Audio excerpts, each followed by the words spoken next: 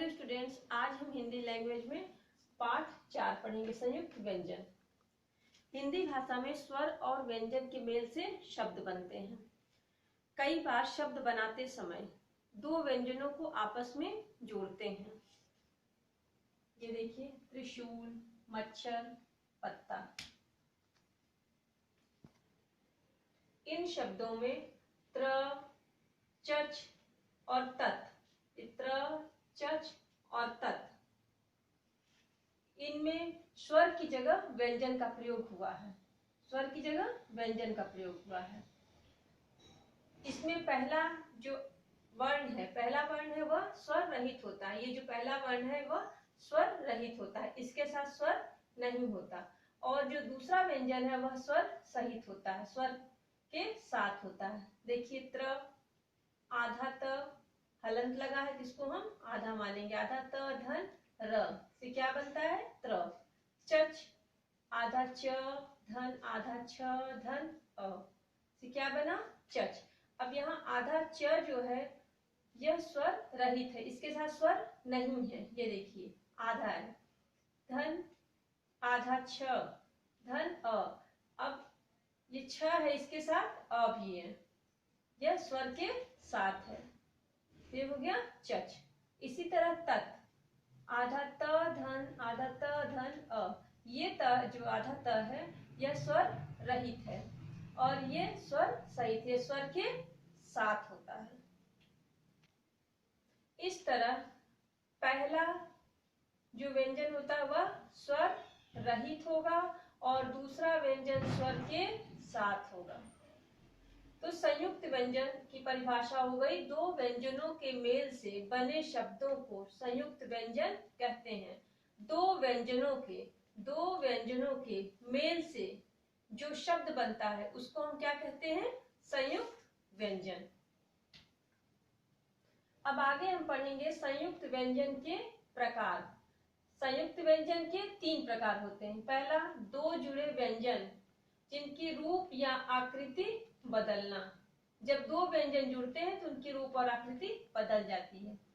दूसरा, दो जुड़े व्यंजन समान। इसमें दो व्यंजन तो जुड़ते हैं लेकिन दोनों क्या होते हैं? समान होते हैं, एक समान होते हैं। तीसरा है दो जुड़े व्यंजन अलग अलग। दो व्यंजन यहाँ भी जुड़ते हैं लेकिन वो दोनों अलग अलग होते हैं। अब देखिए, पहला है संयुक्त व्यंजन के प्रकार में दो जुड़े व्यंजन, रूप या आकृति बदलना।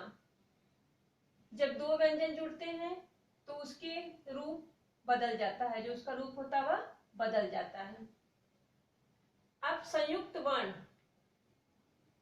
इसमें 4 संयुक्त वर्ण होते हैं, छ, त्र, ज्ञ और स्र।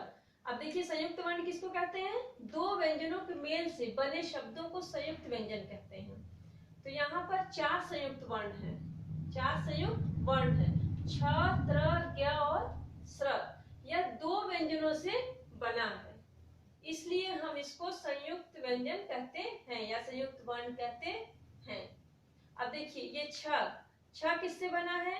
क, आधा क धन श से क्या बना? श कौन सा है? षटकोण का। आधा क धन श से क्या बना? छ, छतरी का। फिर त्र, आधा त धन र से क्या बन गया? त्र। फिर ज्ञ, आधा ज, ये देखिए हलंत लगा है तो हम इसको क्या मानेंगे? आधा। आधा ज धन य से क्या हो गया? ज्ञ। और श्र, आधा श, कौन सा श है? शलजम वाला। आधा श धन र से क्या बन गया? श्र। क और श से मिलकर क्या बना? छ। आधा त र से मिलकर त्र बना।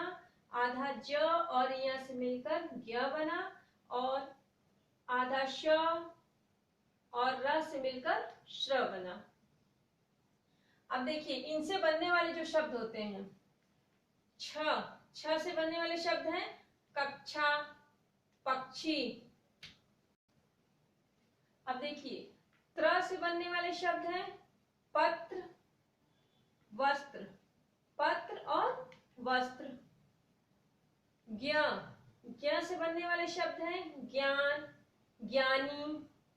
और श्र, श्र से बनने वाले शब्द हैं श्रम, श्रमिक, परिश्रम आदि।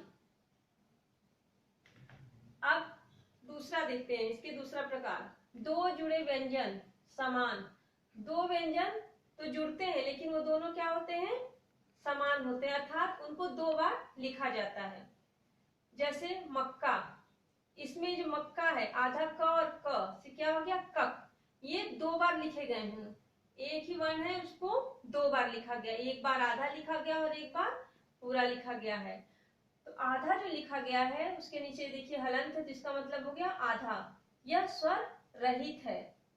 धन क, ये भी आधा है लेकिन इसके साथ स्वर लगा हुआ है।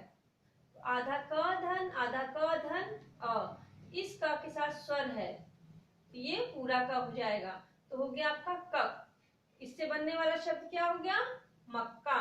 क्या हुआ, मक्का। अब आगे देखिए बच्चा। बच्चा में आधा च और ये देखिए ये पूरा च है, चच। आधा च धन, आधा च धन अ, यह स्वर रहित है, बिना स्वर का है और यहाँ स्वर के साथ है। इससे बनने वाला शब्द हो गया बच्चा।